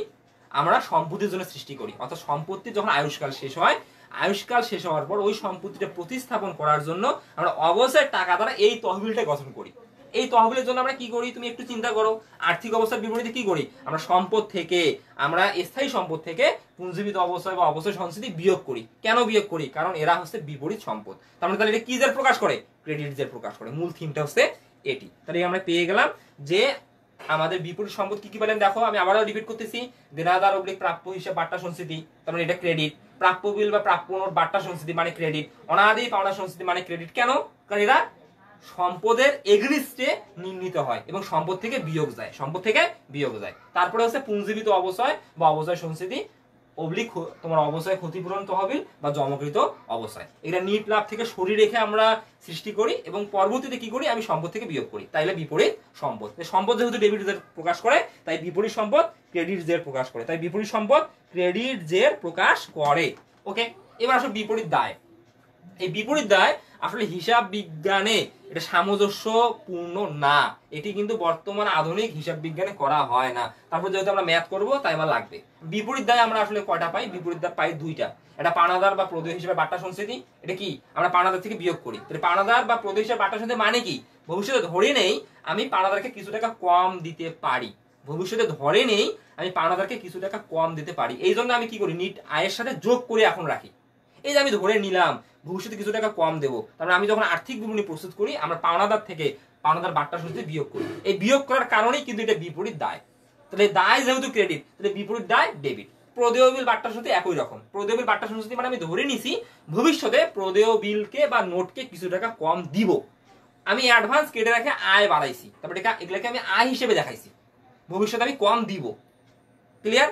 তাহলে যেহেতু আমি আর্থিক অবস্থার বিবরণী করার সময় পাওনাদার থেকে, প্রদেয় হিসাব থেকে, প্রদেয় বিল থেকে আমি বিয়োগ করব, তাই এগুলা বিপরীত দায়। তো দায় মানে কি? ক্রেডিট জের প্রকাশ করে। বিপরীত দায় মানে কি? ডেবিট জের প্রকাশ করবে। ক্লিয়ার একবারে? এখন মনে রাখার জন্য একটি নোট আছে, মনে রাখার জন্য নোট আছে। ভবিষ্যৎ তহবিল না ভবিষ্যৎ তহবিল। ফিরোজ খান বলছে ভবিষ্যৎ তহবিল কি? আসলে ভবিষ্যৎ তহবিল আমি বুঝাচ্ছি, এটা পরে আসতেছি আমরা। এখন আসো তোমার নোটে এখানে একটা মনে রাখার নোট আছে। তার মানে এই যে আমি সঞ্চিতি গুলা পাইলাম যে কোনটা সঞ্চিতি ডেবিট কোনটা সঞ্চিতি ক্রেডিট, অনেক স্টুডেন্ট কিন্তু এলোমেলো হয়ে যায়। দেখো অনেক স্টুডেন্ট কিন্তু মনে রাখতে পারে না। এখানে একটা নোট আছে, এই নোটটা ফলো করলে তোমরা কখনোই ভুলবা না। তাহলে কোনটা সঞ্চিতি ডেবিট, এখানে মূল কথা সঞ্চিতি, সঞ্চিতি। এখন কোনটা সঞ্চিতি ডেবিট আর কোনটা সঞ্চিতি ক্রেডিট, এটা মনে রাখার উপায় কি? সঞ্চিতি কোনটা ডেবিট? যে সঞ্চিতিগুলো সম্পদের এগনিস্টে ধার্য করা হয়। দেখো যে সঞ্চিতিগুলো সম্পদের এগনিস্টে ধার্য করা হয় সেগুলো হচ্ছে ক্রেডিট। মাথায় রাখবা, যে সঞ্চিতিগুলো সম্পদের এগনিস্টে ধার্য করা হয় সেগুলো ক্রেডিট, আর যে সঞ্চিতিগুলো দায়ের এগনিস্টে ধার্য করা হয় সেগুলো ডেবিট। এখন আমি এক কথা মনে রাখতে পারি, নোট দেখো, নগদ তহবিল কমা পাওনাদার বাট্টা সঞ্চিতি ও প্রদেয় বিল বাট্টা সঞ্চিতি ব্যতীত, দেখো আমি কি লিখছি, নগদ তহবিল পাওনাদার বাট্টা সঞ্চিতি ও প্রদেয় বিল বাট্টা সঞ্চিতি ব্যতীত যে কোনো তহবিল ও সঞ্চিতি ক্রেডিট জের প্রকাশ করে। মনে রাখার জন্য আমি আবারও বলতেছি, নগদ তহবিল মানে সম্পদ কিন্তু ডেবিট জের প্রকাশ করে। নগদ তহবিল পাওনাদার বাট্টা সঞ্চিতি ও প্রদেয় বিল বাট্টা সঞ্চিতি ব্যতীত যে কোনো তহবিল ও সঞ্চিতি ক্রেডিট জের প্রকাশ করে। এটা হচ্ছে সহজে মনে রাখার উপায়। যে আমি কি বললাম, নগদ তহবিল পাওনাদার বাট্টা সঞ্চিতি বা প্রদেয় বিল বাট্টা সঞ্চিতি বা প্রদেয় হিসাব বাট্টা সঞ্চিতি ব্যতীত যে কোনো তহবিল ও সঞ্চিতি আমার কি জের প্রকাশ করে? ক্রেডিট জের প্রকাশ করে। তাহলে আমি যদি এই কথাটা মনে রাখি তাহলে আমরা অতি সহজে আমরা মনে রাখতে পারবো যে কোন সঞ্চিতিটা ডেবিট আর কোন সঞ্চিতিটা ক্রেডিট। ওকে। আমাদের এটি ক্লিয়ার। এখন আমাদের জানতে হবে সমন্বিত ক্রয় এটি কিভাবে নির্ণয় করতে হয়, কারণ এগুলো লাগবে কেন, রেওয়া মিল কোন দফাগুলো লিপিবদ্ধ হয় কোন দফাগুলো লিপিবদ্ধ হয় না এটি জানার জন্য।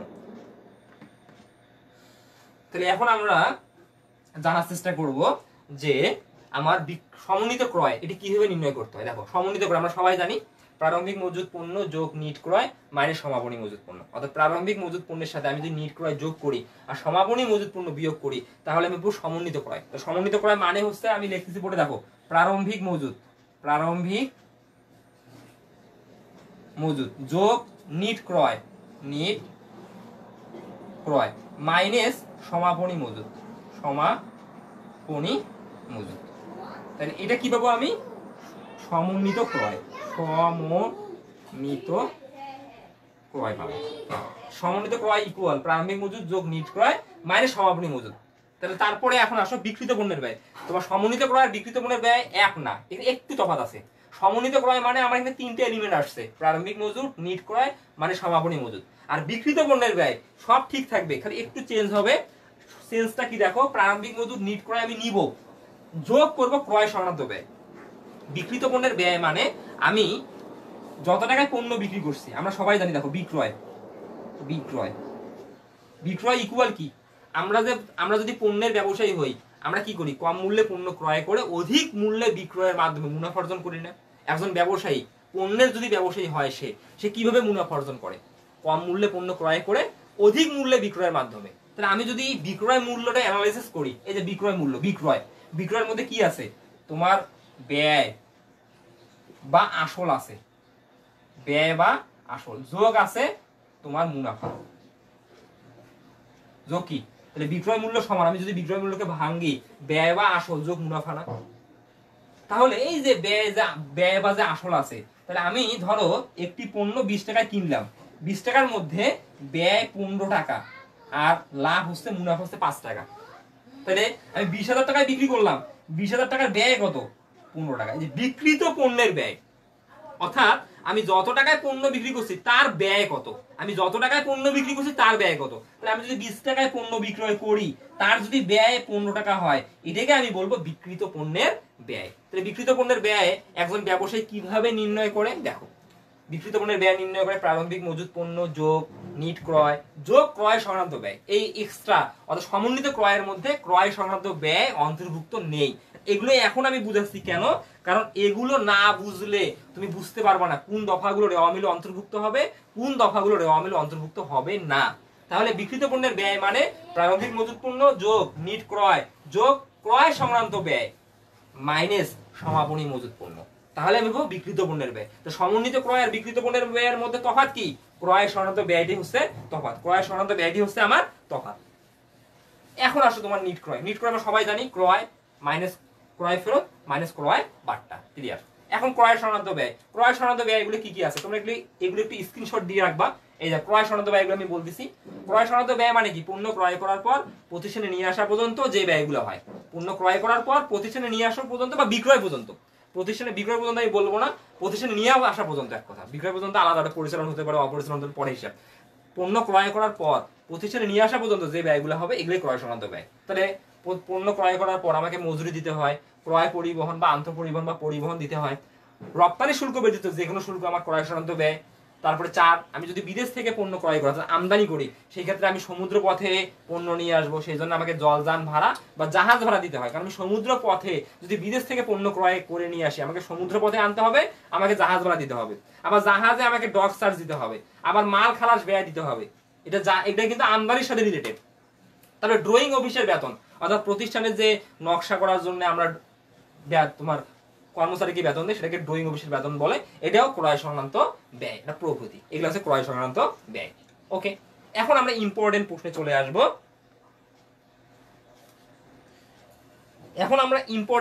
আসব। যে দফা বা হিসাবগুলো রেওয়া মিলে লিপিবদ্ধ হয় না বা বসে না বা অন্তর্ভুক্ত হয় না সেগুলো কোনগুলো, এগুলো কিন্তু অনেকের প্রবলেম হয়। দেখো এই প্রশ্নটা কিন্তু খুব ইম্পর্টেন্ট, এগুলো একটু গুরুত্ব দাও তোমরা। যে দফা বা হিসাবগুলো রেওয়া মিলে লিপিবদ্ধ হয় না বা বসে না বা অন্তর্ভুক্ত হয় না, কোন দফাগুলো রেওয়া মিলে লিপিবদ্ধ হয় না বা বসে না, অন্তর্ভুক্ত হয় না, এগুলো একটু তোমরা মার্ক করো, খুব গুরুত্বপূর্ণ। প্রথমে দেখো 1, প্রশ্নে পণ্য ক্রয় অবলিক ক্রয় থাকলে, তার আগে আমি আরেকটা জিনিস বুঝাই, যে আমি এখানে প্রশ্নটা লিখছি যে কোন দফাগুলো রেওয়া মিলে লিপিবদ্ধ করি না, আমরা কোন দফাগুলো আমরা রেওয়া মিলে লিপিবদ্ধ করি না। আমরা সবাই জানি যে রেওয়া মিল লিপিবদ্ধ হয় খতিয়ানের সমাপনী জের দ্বারা, খতিয়ানের সমাপনী জের দ্বারা। তাহলে আমরা সবাই জানি যে রেওয়া মিল প্রস্তুত করা হয় হিসাবকালের শেষের দিন খতিয়ানের সমাপনী জের দ্বারা, এটি কিন্তু খুব গুরুত্বপূর্ণ। তাহলে আমরা প্রথমে 1 নম্বর পাইলাম কোন দফাগুলো রেওয়া মিল লিপিবদ্ধ হয় না। 1 নম্বর দফা হচ্ছে প্রশ্নে পণ্য ক্রয় অবলিক ক্রয় থাকলে। প্রশ্নে যদি ক্রয় থাকে তাহলে সমাপনী মজুদ পণ্য রেওয়া মিলে বসে না। মাথায় রাখো, প্রশ্নে যদি ক্রয় থাকে সমাপনী মজুদ পণ্য রেওয়া মিলে বসে না, সেই ক্ষেত্রে প্রারম্ভিক মজুদ পণ্য বসে। তবে প্রশ্নে যখন ক্রয় থাকবে সমাপনী মজুদ পণ্য রেওয়া মিলে বসবে না। কেন বসবে না? এটা কিন্তু কয়েকটা কারণ আছে। প্রথম কারণ এটা, রেওয়া মিল প্রস্তুত করা হয় খতিয়ানের সমাপনী জের দ্বারা। মাথায় রাখবা, রেওয়া মিল প্রস্তুত করা হয় কি? খতিয়ানের সমাপনী জের দ্বারা। প্রশ্ন যদি ক্রয় থাকে, ক্রয় আছে, এই ক্রয় ধরো ক্রয় আছে 2 লক্ষ টাকা। এটা কিন্তু আমরা অনেকে বুঝতে পারি না যে আসলে আমরা ক্রয় থাকলে কেন প্রারম্ভিক মজুদ পণ্য বসাই, কেন সমাপনী মজুদ পণ্য বসাই না, এটা আগে বুঝতে হবে। প্রশ্নে ক্রয় আছে 2 লক্ষ টাকা, এই যে প্রশ্নে 2 লক্ষ টাকা ক্রয় আছে, এটা কিন্তু সারা বছরের ক্রয়, সারা বছরের ক্রয়। বুঝার চেষ্টা করো, সারা বছরে আমি কত লক্ষ টাকা পণ্য ক্রয় করছি? আমি শুরু থেকে শেষ পর্যন্ত আমি 2 লক্ষ টাকা পণ্য ক্রয় করছি। আমি যখনই পণ্য ক্রয় করছি দাবেদা করছি, দাবেদা করে খতিয়ান পোস্টিং করছি। খতিয়ান পোস্টিং করার পর আমি ক্রয় হিসেবে জের পাইছি 2 লক্ষ টাকা। এটা তো ক্রয় হিসেবে জের। এই প্রশ্নে ক্রয় দেওয়া আছে, যখন ক্রয় দেওয়া থাকবে আমি প্রারম্ভিক মজুদ পণ্য রেওয়া মিলে বসাই। প্রারম্ভিক মজুদ পণ্য, তোরা প্রারম্ভিক মজুদ পণ্য আছে 50,000 টাকা, প্রারম্ভিক মজুদ পণ্য আছে 50,000 টাকা। মানে প্রারম্ভিক মজুদ পণ্য রেওয়া মিলে বসছে কেন? আসলে এটা ধরো 2021 সাল, এটা 2021 সালের ধরো তথ্য। 2021 সালের তথ্য অনুযায়ী আমি চলতি বছরে ক্রয় করছি 2 লক্ষ টাকার পণ্য। চলতি বছরে ক্রয় করছি 2 লক্ষ টাকার পণ্য। এটি ভালোভাবে তোমরা বোঝার চেষ্টা করো। আমি 2021 সালে পণ্য ক্রয় করছি 2 লক্ষ টাকা, অর্থাৎ এটা কিন্তু তোমার ক্রয়ের খতিয়ানের সমাপনী জের, ক্রয়ের খতিয়ানের সমাপনী জের। অর্থাৎ আমি ক্রয় নামক খতিয়ান প্রস্তুত করছি, আমি সমাপনী জের নির্ণয় করছি যে 2 লক্ষ টাকা আমার ক্রয়ের জের আছে। তাহলে আমি 2 লক্ষ টাকার পণ্য ক্রয় করছি। তারপরে আমি দেখতেছি প্রশ্নে প্রারম্ভিক মজুদ পণ্য আছে 50,000 টাকা। এই প্রারম্ভিক মজুদ পণ্যটা 2021 সালে কই থেকে আসছে? এই প্রারম্ভিক মজুদ পণ্যটা 2021 সালে আসছে 2020 সাল হতে। এই 2020 সালে এটা ছিল সমাপনী মজুদ পণ্য, সমাপনী মজুদ। তাহলে আমরা জানি প্রশ্নে যদি ক্রয় থাকে সমাপনী মজুদ পণ্য অন্তর্ভুক্ত হয় না। তার মানে এই 50,000 টাকা বিগত বছরে রেওয়া মিলে অন্তর্ভুক্ত হয় নাই। কেন অন্তর্ভুক্ত হয় জানো?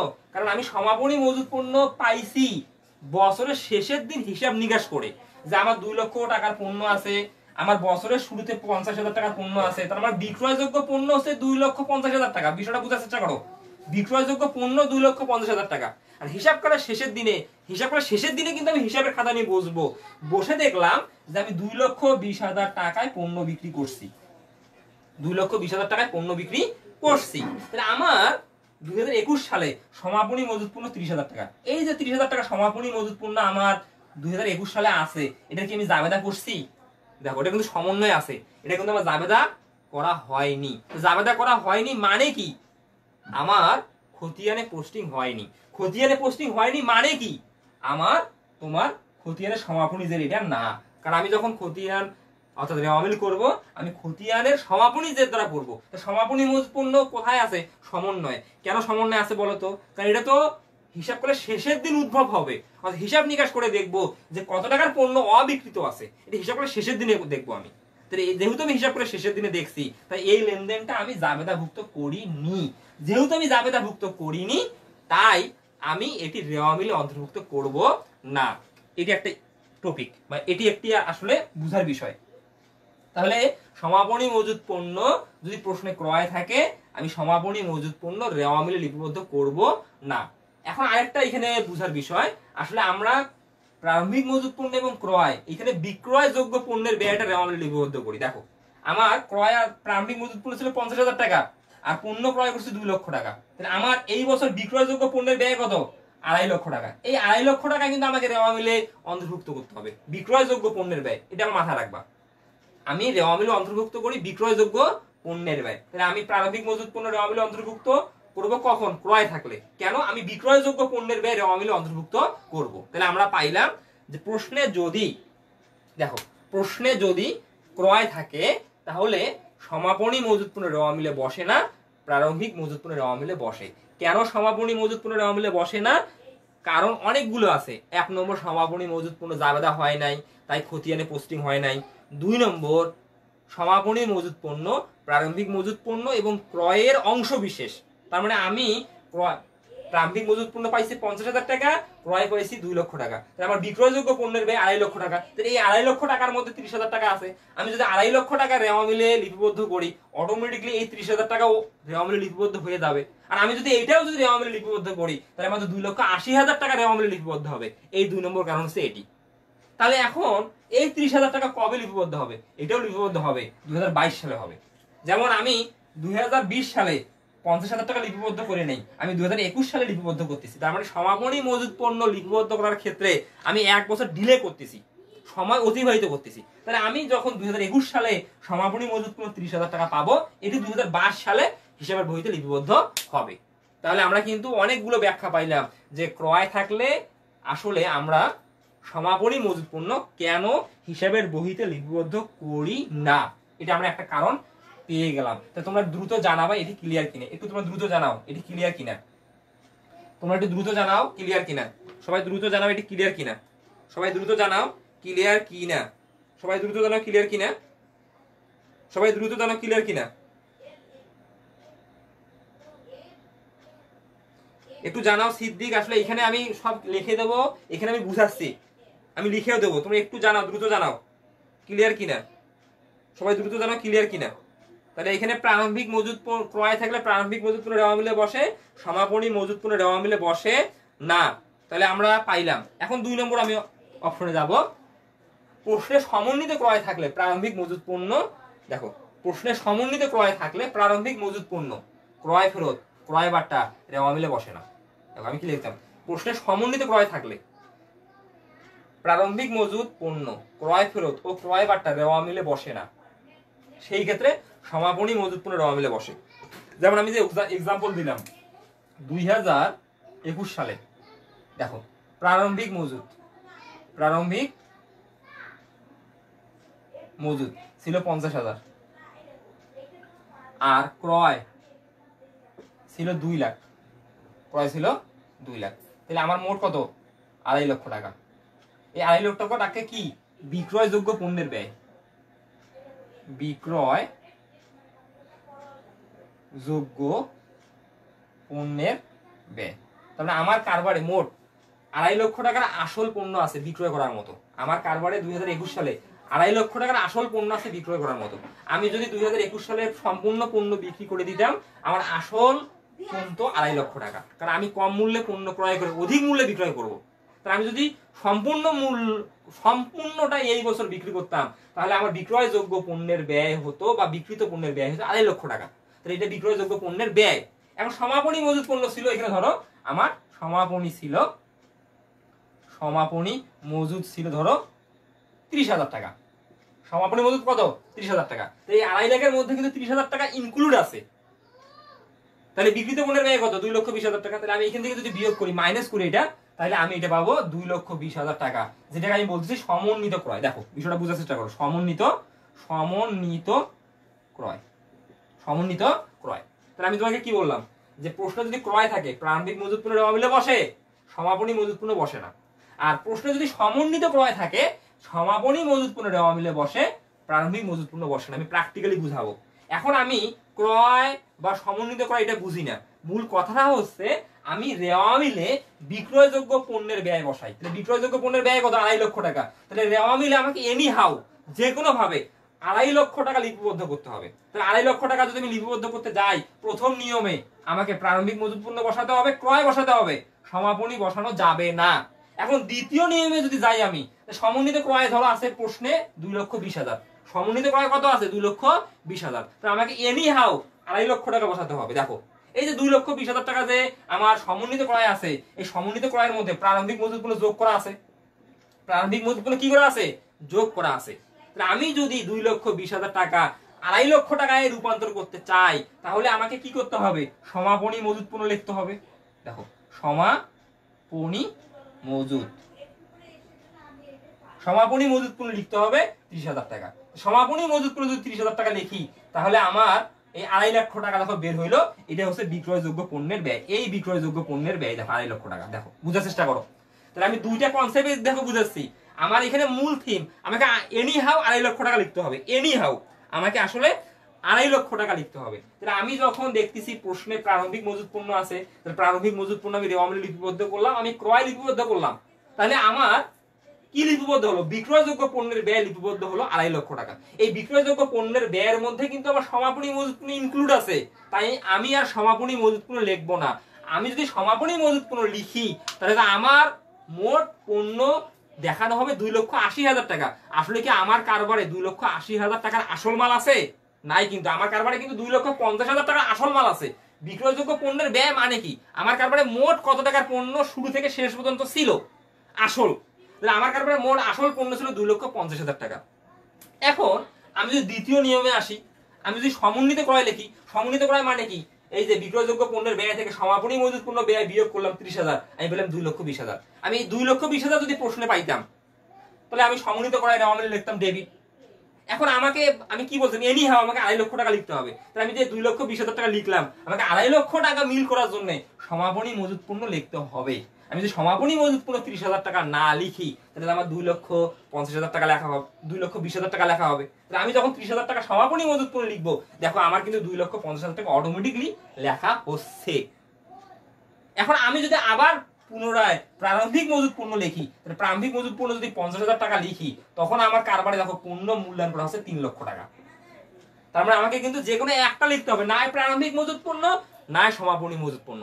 এটির মূল ভিত্তি কি, বিক্রয়যোগ্য পণ্যের ব্যয়। এটির মূল ভিত্তি কি, বিক্রয়যোগ্য পণ্যের ব্যয়। এখন বিক্রয়যোগ্য পণ্যের ব্যয় মিলানোর জন্য আমার যেটি করণীয় সেটি করতে হবে। তাই আমরা জানি যে প্রশ্নে যদি ক্রয় থাকে, প্রারম্ভিক মজুত পণ্য রেওয়ামিলে বসে, সমাপনী মজুত পণ্য রেওয়ামিলে বসে না। আমার প্রশ্নে যদি সমন্বিত ক্রয় থাকে, সমাপনী মজুত পণ্য রেওয়ামিলে বসে, প্রারম্ভিক মজুত পণ্য বসে না। এটির অরিজিনাল ব্যাখ্যা হচ্ছে এটি। এটির আরো একটি ব্যাখ্যা আছে যে পণ্য সংক্রান্ত লেনদেন লিপিবদ্ধ করার প্রক্রিয়া দুটি, এটা হচ্ছে কালান্তিক মজুত পদ্ধতি আর এটা হচ্ছে অবিরত মজুত পদ্ধতি। ওই ব্যাখ্যাটাও কিন্তু সবচেয়ে গুরুত্বপূর্ণ, আর ওই ব্যাখ্যাটা আমি এখন দিতে যাব না, আমি ম্যাথ দিয়ে আগে তোমাকে বুঝে দিলাম। এটা আরেকটা কারণ আছে, সবচেয়ে অরিজিনাল কারণ তো ওইটা, যে পণ্যের প্রতিষ্ঠান দুই নিয়মে পণ্য সংক্রান্ত লেনদেন লিপিবদ্ধ করে, কালান্তিক পদ্ধতিতে, অবিরত পদ্ধতিতে। তাহলে তোমরা জানাও এটি ক্লিয়ার কিনা, এই জিনিসটা ক্লিয়ার কিনা, তোমরা একটু দ্রুত জানাও ক্লিয়ার কিনা, ক্লিয়ার কিনা একটু জানাও,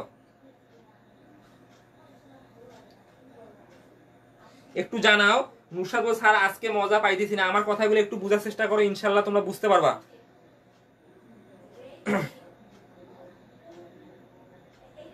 আজকে মজা পাইতেছি না, আমার কথাগুলো একটু বোঝার চেষ্টা করো। আজকের ক্লাসটি খুবই গুরুত্বপূর্ণ, আসলে তোমরা বোঝার চেষ্টা করতেছ না, এই জন্য কিন্তু মজা লাগতেছে না। আমি কি বলতেছি এটা বোঝার চেষ্টা করো। আমরা কিন্তু অনেকে বুঝি না, আমরা অনেকে কিন্তু বুঝি না যে আসলে রেওয়ামিলে কোন দফাগুলো লিপিবদ্ধ হয়, কোন দফাগুলো লিপিবদ্ধ হয়। আমরা প্র্যাকটিক্যালি বোঝার চেষ্টা করতেছি। তাহলে আমরা পাইলাম প্রশ্নে যদি ক্রয় থাকে, প্রারম্ভিক মজুত পণ্য রেওয়ামিলে লিখবো, সমাপনী মজুত পণ্য লিখবো না। তাহলে তোমরা জানাও ক্লিয়ার কিনা, একটু জানাও, দ্রুত জানাও ক্লিয়ার কিনা। আমাদের 2 নম্বর গেল।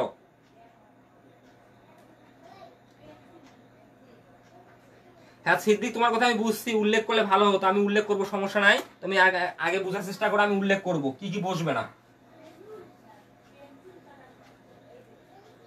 এখন আসো 3-এ দেখো, 3-এ বলছে প্রশ্নে বিক্রিত পণ্যের ব্যয় থাকলে, তাহলে আমি এখানে কি বললাম দেখো, যখন সমন্বিত ক্রয় থাকবে, প্রারম্ভিক মজুত পণ্য, ক্রয় ফেরত, ক্রয় বার্তা রেওয়ামিলে বসবে না। কেন বসবে না? ক্রয় ফেরত ক্রয় বার্তা বসবে না, নিট ক্রয়ের কারণে। নিট ক্রয় মানে ক্রয় ফেরত আর ক্রয় বার্তা বিয়োগ করা আছে। আর প্রশ্নে যদি বিক্রিত পণ্যের ব্যয় থাকে, দেখো এবার বিক্রিত পণ্যের ব্যয়, তাহলে বিক্রিত পণ্যের ব্যয় মানে কি, আমরা বিক্রিত পণ্যের ব্যয় মানে কি জানি। প্রশ্নে যদি বিক্রিত পণ্যের ব্যয় থাকে, বিক্রিত পণ্যের ব্যয় মানে কি এটা আগে বুঝতে হবে। বিক্রিত পণ্যের ব্যয় মানে কি, বিক্রিত পণ্যের ব্যয় মানে হচ্ছে প্রারম্ভিক মজুত, প্রারম্ভিক মজুত যোগ নিট ক্রয়, নিট ক্রয় যোগ ক্রয় সংক্রান্ত ব্যয়, ক্রয় সংক্রান্ত ব্যয়, ক্রয় সংক্রান্ত ব্যয় মাইনাস সমাপনী মজুদ, সমাপনী মজুদ। তাহলে প্রারম্ভিক মজুদ, নিট ক্রয় আর ক্রয় সংক্রান্ত ব্যয়, এই তিনটা কিন্তু বিক্রিত পণ্যের ব্যয়ের মধ্যে অন্তর্ভুক্ত আছে।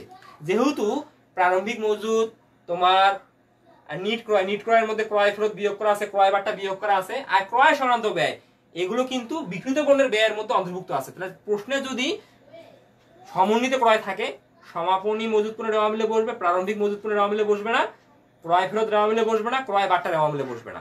আর প্রশ্নে যদি বিক্রিত পণ্যের ব্যয় থাকে তাহলে প্রারম্ভিক মজুদ পণ্যের রেওয়া মিলে বসবে না, ক্রয় ফেরত রেওয়া মিলে বসবে না, ক্রয় বাট্টা রেওয়া মিলে বসবে না, ক্রয় সংক্রান্ত ব্যয় রেওয়া মিলে বসবে না।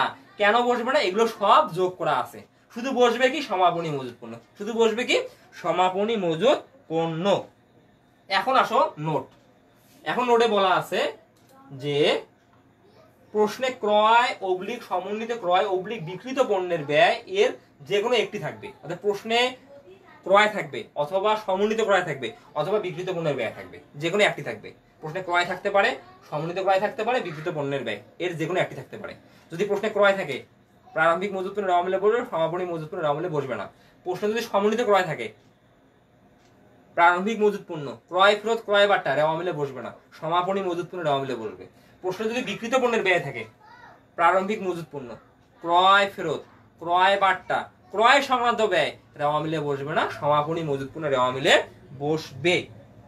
ওকে, এখন আসো তোমার এইবার প্রারম্ভিক চলতি সম্পদ আর প্রারম্ভিক চলতি দায়, এটি কোনটি রেওয়া মিলে বসবে, কোনটি রেওয়া মিলে বসবে না, কোনটি রেওয়া মিলে বসবে, কোনটি রেওয়া মিলে বসবে না। এবার দেখো প্রারম্ভিক চলতি সম্পদ আর প্রারম্ভিক চলতি দায়, আমরা সবাই জানি যে রেওয়া মিল করা হয় সমাপনী জের দ্বারা। আমরা সবাই কিন্তু মুখস্থ করি, মুখস্থ করতে হবে না, সমাপনী জের দ্বারা, সমাপনী জের দ্বারা। এখন চলতি সম্পদ মানে কি? যে সম্পদগুলি এক বছরের মধ্যে সীমাবদ্ধ, যেমন নগদ তহবিল, ব্যাংক জমা, প্রাপ্য বিল, প্রাপ্য হিসাব, এই চারটি। ধরো আমার নগদ তহবিল আছে, আমি একটু বুঝে যাচ্ছি প্র্যাকটিক্যালি। নগদ তহবিল তোমার 01/01/2021 আছে আমার 20,000 টাকা।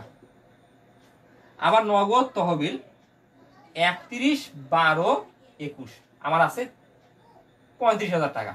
আমার প্রশ্নে দুটি দেওয়া আছে, দেখো বিষয়টা চিন্তা করো। আমি যখন হিসাব চক্রের 1 নম্বর ধাপ করছি, মানে আমি ঘটনা থেকে লেনদেন চিহ্নিত করছি, তারপরে আমি জাবেদা করছি, তারপরে খতিয়ান করছি। তাহলে জাবেদা আর খতিয়ান করার সময় আমার নগদ সংক্রান্ত যেগুলো লেনদেন ছিল আমরা কি করছি, আমি নগদ তহবিল বা নগদান হিসাব নামে একটি খতিয়ান খুলছি, শ্রেণীবদ্ধ করার জন্য খতিয়ান খুলছি। খতিয়ান খুলে আমি কিন্তু ওই খতিয়ানে প্রারম্ভিক জেরটা লিখছি।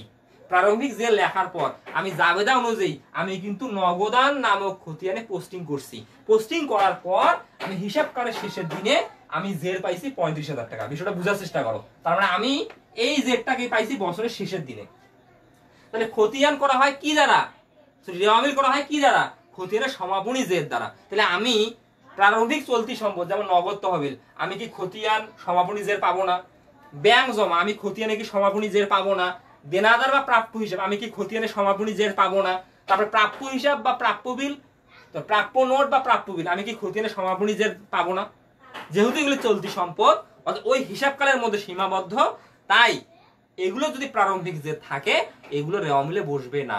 কেন রেওয়া মিলে বসবে না? কারণ রেওয়া মিল প্রস্তুত করা হয় খতিয়ানের সমাপনী জের দ্বারা। রেওয়া মিল প্রস্তুত করা হয় খতিয়ানের সমাপনী জের দ্বারা।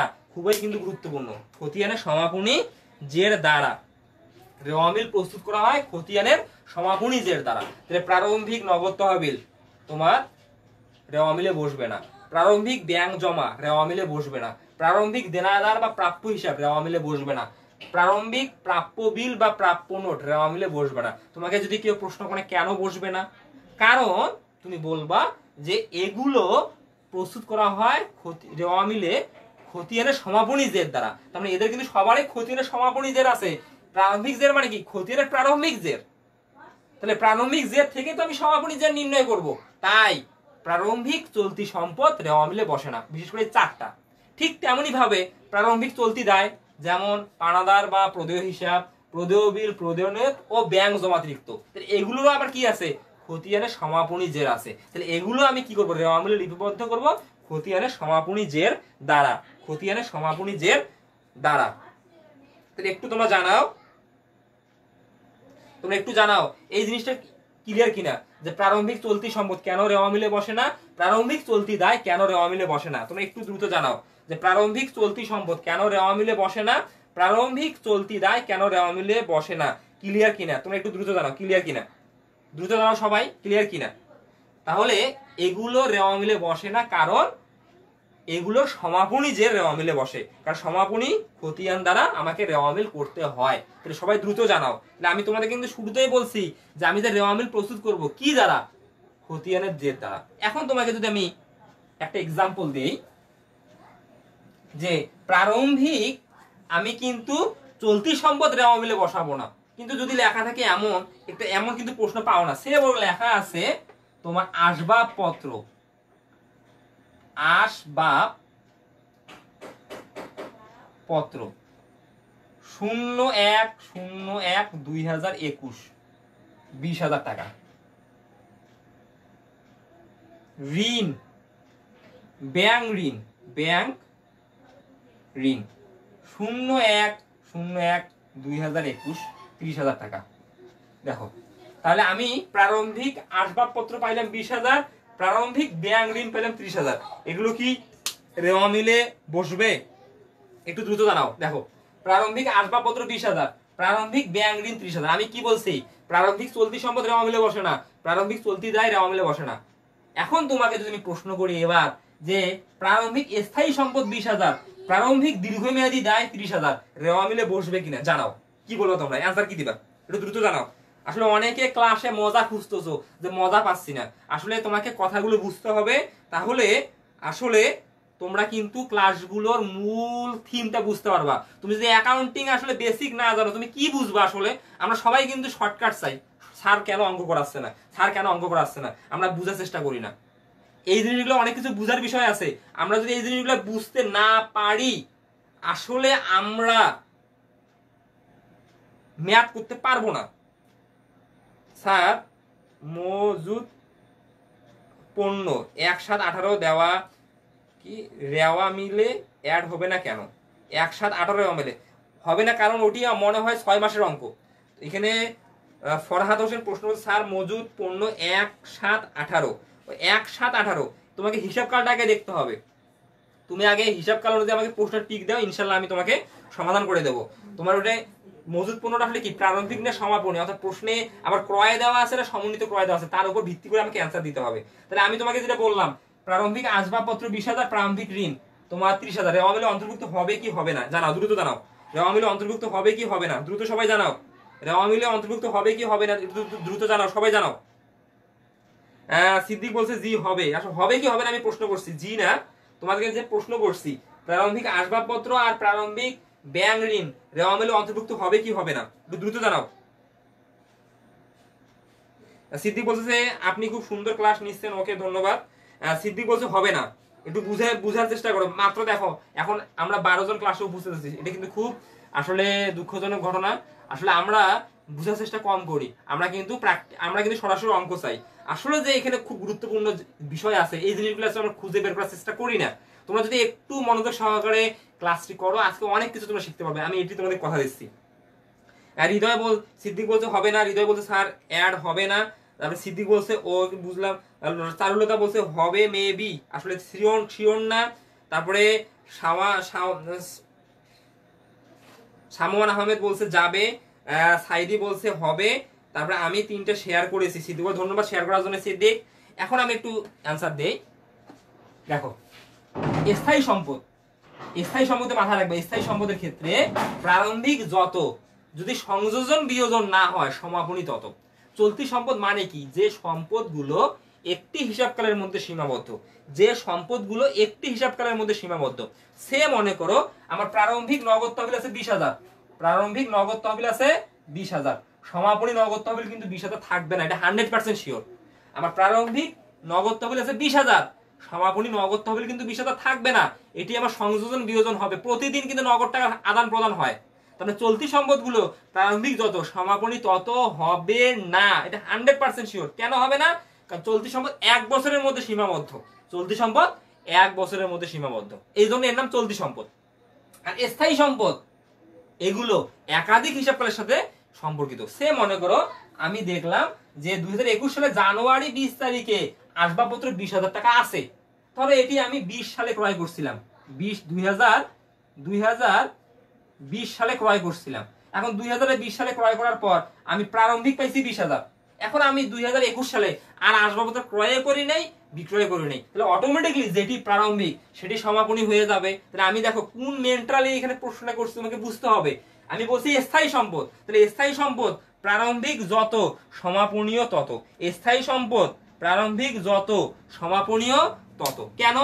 যদি সংযোজন বিয়োজন না হয়, তাহলে আসবাবপত্র যদি আমি চলতি বছরে ক্রয় বিক্রয় না করি, স্থায়ী সম্পদ আমাকে ক্রয় মূল্যে হিসাবের বহিতে লিপিবদ্ধ করতে হয়। তার মানে আমি 2020 সালে জয় টাকায় ক্রয় করছি, 2021 সালে তত দেখাবো, 2022 সালে তত দেখাবো, 2023 সালে তত দেখাবো, অত যতদিন পর্যন্ত অকেজো হয়নি। তাহলে স্থায়ী সম্পদ প্রারম্ভিক দেওয়া থাকলে, অন্য কিছু বলা না থাকলে প্রারম্ভিকটা দেওয়া মিলে বসবে।